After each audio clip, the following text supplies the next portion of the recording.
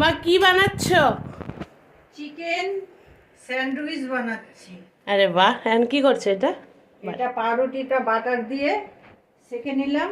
হ্যাঁ, পরে আবার এর ভেতরে পুর ভরে। চিকেনের পুর ভরে আরে বাহ। আবার একবার সেঁকতে হবে, আরে বাহ তাহলে টেস্টটা বেশি হয়। বাহ। এখন কি ভিতরে পুর দিচ্ছ? হ্যাঁ, চিকেনের পুরগুলো ভেতরে দিয়ে ডবল করে ফ্রাই হবে। হ্যাঁ।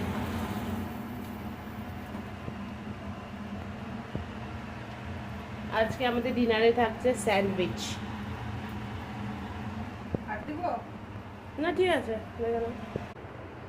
কি স্যান্ডউইচ রেডি হয়ে গেছে? হ্যাঁ, স্যান্ডউইচ হয়ে গেছে। আরে বাহ, এখানে রাখলাম। রাখো।